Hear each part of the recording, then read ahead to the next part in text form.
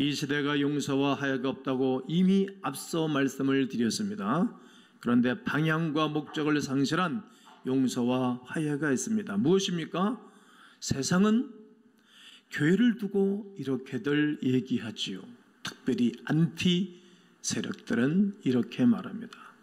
폐쇄적이야. 교회가 너무 쇠다. 교회는 너무 독선적이야. 이런 말들을 표현들 합니다. 왜 이런 얘기하는 겁니까? 오직 예수 그리스도만이 구원이라고, 예수 그리스도만이 진리라고 말하니까 세상 사람들은 교회를 향하여 폐쇄적이라고 말합니다.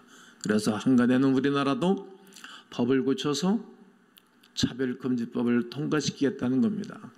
차별하지 말라는 거예요. 예수님은 구원이라고 말하는 독선적인 말은 하지 말라는 것입니다. 그러나 사도행전 4장 12절에서 베드로 사도가 주 예수 그리스도를 믿고 그가 성령세를 받고 내 그의 위침과 설계가 어떤 것입니까? 천하인간의 구원을 받을 만한 이름을 우리에게 주신 일이 없다라고 외치지 않습니까? 이 말을 하지 말라는 것이죠. 그러니 교회를 향해서 많은 사람들은 폐쇄적이라고 말하고 표현하는 것입니다. 그런데 어떤 사람들은 모든 종교가 서로 화해하고 용서해야 된다라고 말하는 사람들이 있습니다. 아주 대인처럼 보여요. 그럴듯하지만 그 배후에는 속임수입니다. 속지 말아야 됩니다.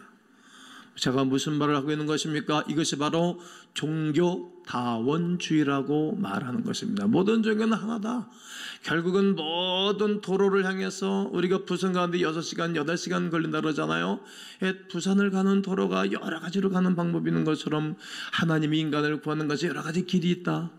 예수만이 구원이라고 말하지 말라는 것이 종교다원주의입니다. 우리는 배격합니다. 우리는 거부합니다. 여러 종교가 공존할 수 있다고 생각하십니까? 그리할 수 없습니다. 바울은 고린도인들에게 써보낸 편지 가운데 그리스도와 배할 일이 어떻게 화합할 수 있겠느냐? 그럴 수 없다라고 말합니다. 기독교 외에 다른 종교도 구원이 있다고 말하지요. 심지어 자유주의 신학운동하는 기독교인들마저 이런 말에 동의하여 소위 기독교에 자기 부정하는 사람까지 나타나고 있습니다. 그렇지 않습니다.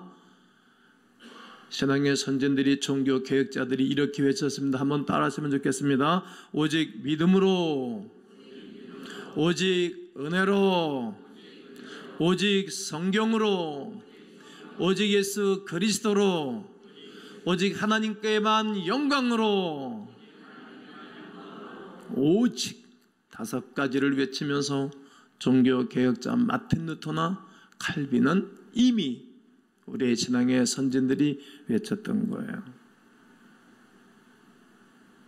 이것이 본질입니다. 오늘 바울 사도는 로마인들이 이리 좌충 저리 우충 우도라고 부딪히는 그들에게 오늘 이 본문을 써보내는 거예요. 뭐라고요? 내가 복음을 부끄러워하지 아니한다. 이 복음에는 모든 믿는 자에게 구원을 주신 하나님의 의가 있는데 차별이 없다. 차별이 없다. 먼저는 유대인, 그리고 헬라인, 이방인, 누구에게든지 차별이 없다. 복음에는 하나님의 의가 나타나서 믿음으로 믿음에 이르게 하나니 기록되면 오직 의인은 믿음으로 말미암아 살리라 한것 같으니라. 예수 그리스도는 믿음으로 살아간다는 거예요. 다른 것을 믿으면 구원의 역사가 없다는 거죠. 다른 것이 복음이 아닙니다. 하나님의 의를 위해서 살아가는 것이 본질이요 변하지 않는 가치입니다. 그리스도 예수를 아는 것만큼 심히 있고 그를 믿는 것만큼 하나님의 의와 공의가 나타나는 것이 없는 것입니다. 이것이 하늘나라의 본질이요 영원히 변하지 않은 클래식입니다. 클래식은 옛 것이라고 고리타분하다고 말하는지 모릅니다. 그러나 고리타분한 게 아니에요. 클래식은 명작이라 칭송하는 이유는 뭡니까? 변하지 않기 때문입니다. 변하지 않기 때문에 본질을 지키기 때문입니다. 하나님께서 여러분들에게 하늘나라의 클래식은 무엇이 있습니까?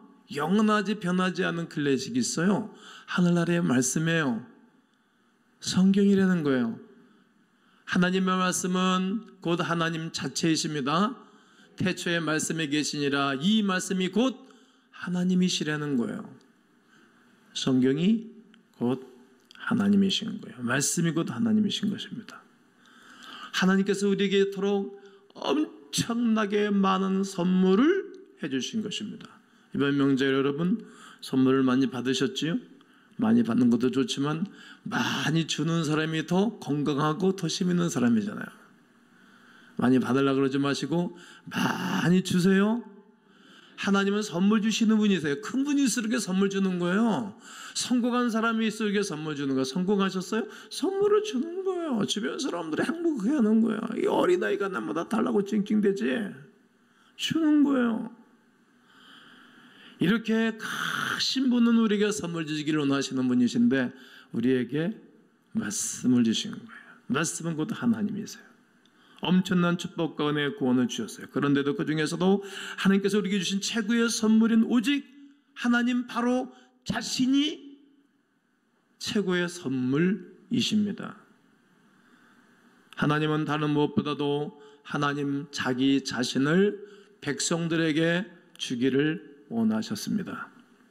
성 어거스틴은 그의 고백록에서 이렇게 고백하고 말합니다. 오 주님, 당신은 당신을 위해 우리를 지으셨나이다. 제대로 본 거예요. 우리의 마음은 당신 안에서 안식을 얻을 때까지 평안을 모릅니다. 인간은 하나님 안에서 하나님을 알고 그분의 소유가 될 때 인간은 평안한 거예요. 어림은 어릴수록에 어머니를 필요로 해요. 아이들이. 그러니까 나이가 먹을수록 어머니를 필요하지 않아요. 그리고 나이를 먹고 힘이 있을수록 거부하기를 시작해요. 그리고 연세가 들면 들수록 아이들이 부모열이 돼요. 절실하지 않아요. 엊그저께 누가 말레 지방에 운전을 하고 부모님 모시러 갔다 그러다가 남편 너무 바빠서 못 간다 그래서 혼자 운전하고 간다고. 어떻게 보면은 바쁜 남편 만나서 좋을런지 모르지만 또 마음이 좀 썰렁했겠죠. 그래서 내가 이렇게 문자를 했어요. 10자식을 한 부모는 다 돌봐주고 책임을 져줘도 그리고 10자식이 한 분 어머니 부모님 못 모신다고 효도 많이 하고 오시라고 그런 문자를 알렸어요.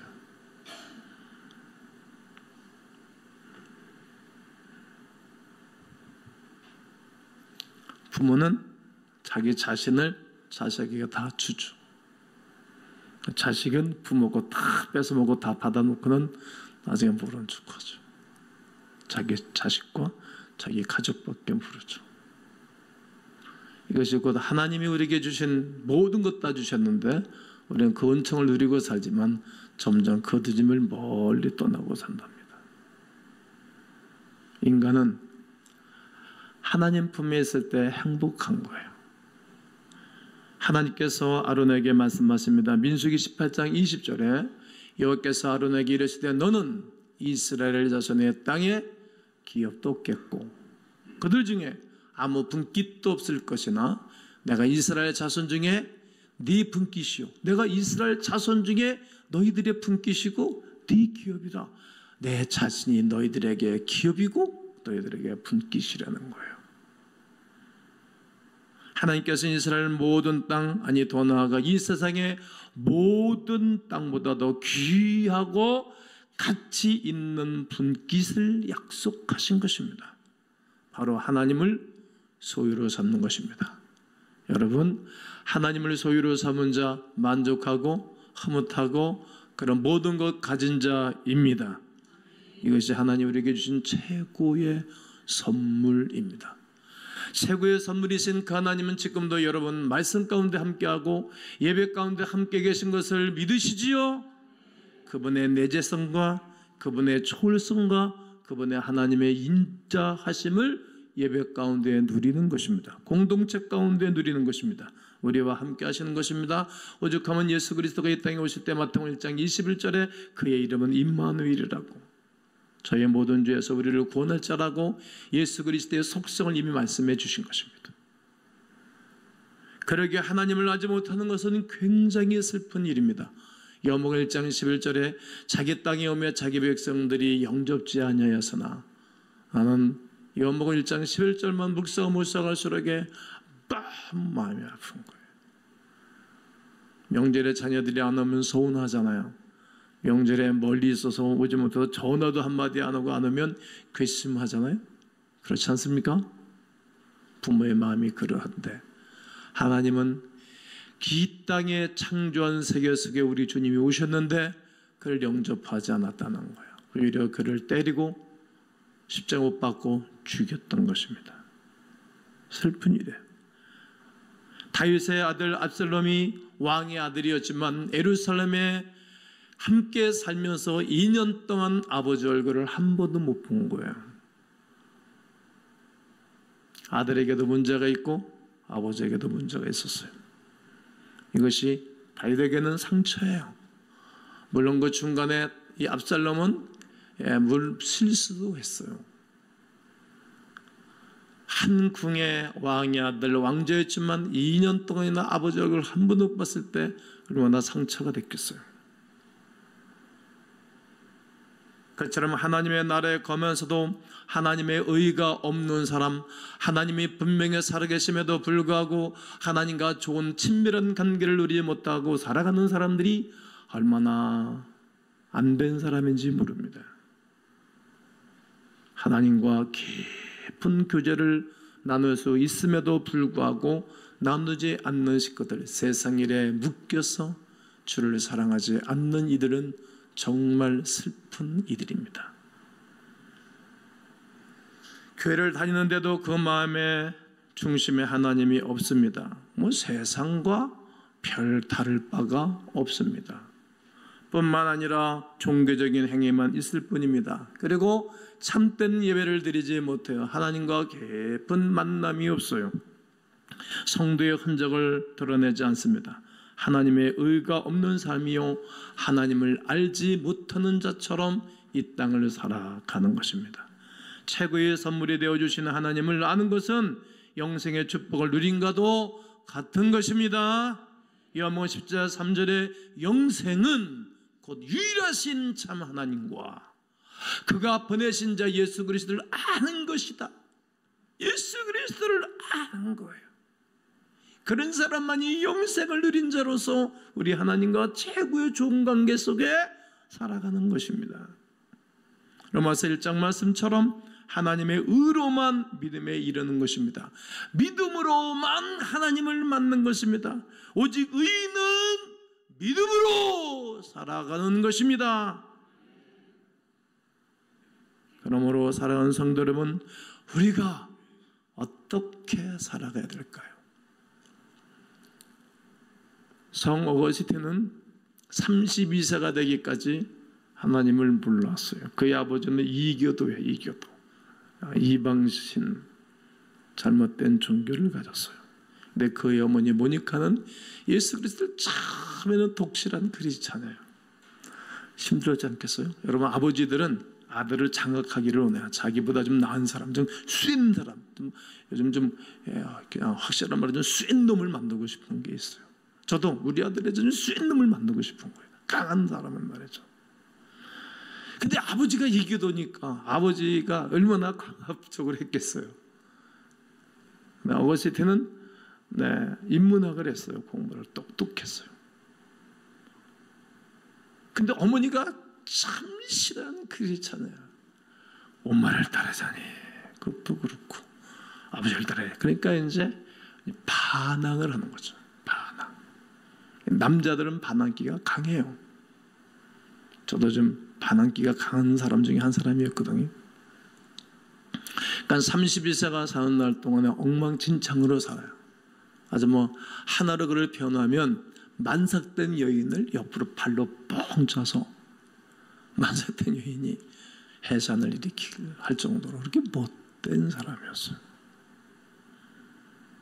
그런데 그가 32세가 되는 어느 날 교회 정원밖 끝에서 친구들과 시간을 보내고 있는데 어린 소녀들이 일어나 읽어라, 펴서 읽어라 이런 소리가 들려오는 거예요. 하나님이 부르시는 거죠. 마치 사울을 부르시는 것처럼. 이 말씀 하나에 변하는 거예요. 그리고 주교를 찾아가서 그의 설교 듣고 변하면서 교회 생활하면서 그 모든 것을 정리를 해요. 그리고 신학을 해요. 그리고 주교가 되어져요. 그리고 나서 제일 먼저 한 일이 뭐인가 하면 이방 종교를 반박하기 시작하는 거예요. 자기 아버지가 이방 종교에 있었으니까. 그리고 자유의지론이라는 책을 쓰기를 시작해서 반박을 하기 시작하면서 기틀을 쫙 잡는 일을 해요. 이가 그렇게 거칠은 인생을 살고 잘못된 인생을 살아갔으니까 그 은혜가 커서 이런 큰 작업을 했는지 몰라요. 정말 탕하고 사람 같지 않은 사람이 나중에는 그의 성 어거스틴의 고백력을 3년여 동안 거치면서 어거스틴의 고백록을 쓰고 책을 써요. 그래서 그걸 성자라고 붙여준 거예요. 그가 기독교 교양을 통해서 하나님을 사랑하는 것을 간결하게 정리한 거예요. 오늘 그것을 5가지를 제가 소개할 거예요. 이야, 참 놀라워요. 진정한 성거스틴의 클래식이 어떤 것인가? 그의 기록을 보면 하나님을 사랑해야 될 것을 말씀하고 있어요. 그 첫째가 하나님을 보려면 영혼이 깨끗해진다라고 말하는 거예요. 영혼이. 자기가 그 주님의 은혜를 누리고 난 다음에 젖먹이 때를 회개했다 그러잖아요. 어머니 젖을 빨 때 어머니 젖을 꽉 깨물어서 어머니가 아야 하고 아픈 것까지 회개했다 그래요. 우리가 마태복음 5장 8북에서 마음이 정결한 자는 복이 있느니 하나님을 볼 것이라 그러잖아요. 영혼이 깨끗해져야 된다는 거예요. 하나님은 어디서나 계세요. 어디서나 계신 그 하나님 앞에서 우리가 하나님 만난 사람은 늘 조심하죠. 죄 짓지 않기를 원하고 그러고 늘 회개하는 삶을 사는 것입니다. 하나님을 가까이 하는 것은 우리 영혼이 깨끗해지는 것입니다. 뿐만 아니라 하나님을 사랑하는 우리 영혼이 치유를 받고 치유를 받을 뿐만 아니라 우리 영혼이 거룩한 자의 삶을 살게 됩니다. 그러므로 하나님을 사랑함으로 영혼이 깨끗해지기를 주의 이름으로 선포합니다. 또 하나는 하나님을 즐거워하는 것입니다. 누구를 즐거워한다고요? 하나님을. 사람은 소유에 행복한 것이 아니고 관계를 잘할 때 행복한 거잖아요. 관계가 깨지면 다 불행하잖아요. 인간은 하나님과 좋은 관계를 누릴 때 인간은 행복하다는 거예요. 시편 1편 2절에서 오직 여호와의 율법을 즐거워하여 하나님 말씀을 즐거워하는 거예요. 또 시편 9편 2절에서 내가 주를 기뻐하고 즐거워하며 주님을 기뻐하고 즐거워한다는 거예요. 왕들이 그랬어요. 시편 30편 11절에 너희 의인들아 여호와를 기뻐하며 즐거워할지어다. 의인은 믿음으로 살아가는 사람은 하나님을 즐거워하고 기뻐하는 거예요. 시편 35편 9절에서도 내 영혼이 여호와를 즐거워하여 그의 구원을 뭐하리로다? 기뻐하리로다. 그 여호와를 즐거워하고 기뻐하는 것입니다. 시편의 기자들은 모두 다가 하나님을 기뻐하고 즐거워하고 외치고 있는 것입니다.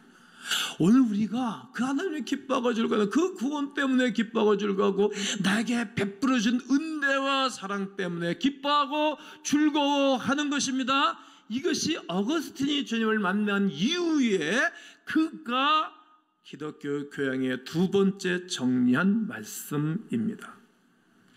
또 하나는 하나님을 향한 사랑은 사라지지 않습니다. 여러분 세월이 가면 갈수록에 하나님 사랑이 사라지지 않고 있지요? 그러면 아주 좋아지는 거예요. 역대하 9장 8절에서 성경은 이렇게 말합니다. 당신의 하나님 여호와를 송축할지로다 하나님이 당신을 기뻐하시고 그 자리에 올리사 당신 하나님 여호와를 위하여 왕이 되게 하셨도다. 당신의 하나님이 이스라엘을 사랑하사 영원히 견고하게 하시려고 이스라엘을 사랑하사 영원히 견고하게 하시려고 당신을 세워 그들의 왕으로 삼아 정의와 공의를 행하게 하셨도다 하고 하나님께서 우리를 영원히 사랑하시고 예수 그리스도께서 이 땅에 오셔서 그 하나님 자신이 오셔가지고 이 땅에는 자기 사람들을 사랑하시되 끝까지 사랑하셨다라고 요한복음 13장 1절에 하신 말씀이 이루어진 것입니다. 여러분, 사랑이란 감정은 유한합니다. 사라질 때가 있습니다. 반드시 그럴 때가 있습니다. 그러나 하나님의 사랑만큼만은 영원합니다. 여러분, 친구들이랑 좋은 관계 속에 성장하셨잖아요. 저도 관계를 중요시하는 사람이에요. 친구들하고 좋은 관계를 누리고 살고 그랬지만 그 친구들하고 관계를 잘 못하고 살잖아요. 그 사랑이 다 사라지고 있잖아요. 추억으로만 남고 있잖아요. 만나지도 못하는데 1년 동안. 하나님의 사랑은 사라지지 않는 것입니다. 영원한 것입니다. 하나님의 사랑은 끝이 없습니다. 없는 것입니다. 그 사랑은 우리를 견고하게 하고 우리를 세워주시는 거예요. 내가 세워지면 옆에 있는 사람이 세워지는 거예요. 집을 질 때 여러분 기설을 해고 추춧돌을 놓고 기둥을 집 먼저 세우잖아요. 그리고 대들보를 치잖아요. 그리고 석대를 얹잖아요. 제일 중요한 것은 기둥이에요. 집안에서 말이죠. 한 분이 누구인가 기둥이 떡 되면 대들보가 세워져요. 그리고 석가래가 세워지고 벽이 세워지고 내장을 하고 좋은 집이 세워져요. 그 하나님의 사랑받은 사람 한 사람만 있으면 돼요. 집안에서도 한 사람만 굳건히 세워지면 다 세워져요. 주 예수를 믿어라 그러면 너와 내 집, 너 한 사람이에요. 그 사람이 누구일까? 저 사람이 중요해요. 교회도 맨 처음에 누가 전도했느냐가 아주 중요해요. 그 사람이 딱 서 있으면 그 사람은 세워놔요. 소그룹의 리더가 중요해요. 소그룹 리더가 누구냐에 따라서 그 사람을 세워놔요. 기둥이 안 되고 삐딱한 사람은 다 삐딱하게 만들어놔요. 좋은 관계십이 얼마나 중요한지 모릅니다. 그 사랑만이 우리를 세우시는 것입니다. 또 하나는 하나님과 이웃을 사랑하는 계명 안에 자기 자신을 사랑하라는 계명이 포함되어져 있어요. 마음을 다하고 힘을 다하고 뜻을 다하여 주 너희 하나님을 사랑하라. 그리고 네 이웃을 내 몸처럼 사랑하라. 이것이 선지자요 율법이요 선지자의 강령이라고 말합니다. 그런데 자기 자신을 사랑하지 아니하면서 어떻게 이웃을 사랑할 수 있겠습니까? 자기 자신을 먼저 사랑하는 사람이 이웃을 사랑하는 것입니다. 대개 밖에 나와서 잘하는 사람들은요 집안에서 잘 못해요. 교인들도 말이죠. 교회에서 제대로 못하는 사람은 나가서 잘하는 척해요. 인정받으려고. 잘못됐어요. 집에서 인정받아야 나가서도 망가지지를 않아요. 자기 자신을 사랑하는 거예요. 나 가까이 있는 사람들을 사랑하는 거예요. 하나님께서는 여러분을 최고의 작품으로 만드신다는 위대한 사실을 아실 거예요. 그러므로 하나님은 그 세상의 어떤 것보다 여러분을 사랑하시는 것처럼 하나님을 온전히 사랑하기 위하여 여러분 자신 스스로를 사랑하고 높이시고 그 높인 사랑으로 옆에 사람을 사랑하기를 주의 이름으로 권면합니다. 마지막은 모든 사람들이 하나님을 사랑하도록 힘써야 되는 거예요. 남은 하나님을 사랑하고 남은 하나님의 은혜와 복을 누리고 사랑하는 것은 약간 의미가 없어요. 너무 지엽적이에요. 다른 사람들이 내 옆에 있는 사람들이 하나님을 사랑하도록 힘쓰는 거예요. 하나님께서 우리를 하여금 원하시는 것이 무엇입니까? 복음을 전해주는 거예요. 복음을 전도해 주는 거예요. 사도행전 1장 8절에 성령이 너에게 임하시면 너희가 권능받고 예루살렘, 유대, 사마리아 땅끝까지 이르러 내 증인다라고 하지 않습니까? 예수 그리스도께서 승천하며 제자들을 바라보면서 마지막 마쳤던 말씀이 그거 아닙니까? 땅끝까지 이르러 내 증인이 되어달라고. 나만 행복하고 즐거운 것이 아니라 옆에 있는 사람들을 세워서 함께 기뻐하고 즐거워하도록 하라는 것입니다. 우리는 하나님의 사랑을 체험한 증인들입니다. 나름대로 다 간증이 있잖아요. 간증을 세워보면 다 나름대로 간증이 있어요. 하나님 만났던 경륜들이 다 있으세요. 또 그동안 주님이 우리에게 베풀어진 사랑을 말하면 밤새도록 얘기를 해도 다 할 수 없는 사랑들이 있으시잖아요. 저에게도 많이 있어요. 경험이 있어요. 그러므로 하나님을 사랑하는 것이 인생의 길이요 진리요 생명임을 모든 신앙의 선진들이 알았던 것입니다. 또 우리가 알아야 할 일입니다. 오늘은 성 어거스틴의 삶에 대해서 그가 정리한 착한 것을 여러분들에게 정리해서 말씀을 드렸어요. 실은 그는 사랑에 대해서 말할 수 있는 적임자가 아니에요. 다시 말씀드리지만 정말 탕하로 살고 32세 사는 날 동안에 어머니의 눈물을 뺐으면 강물처럼 흘러 뺐던 인물이었어요.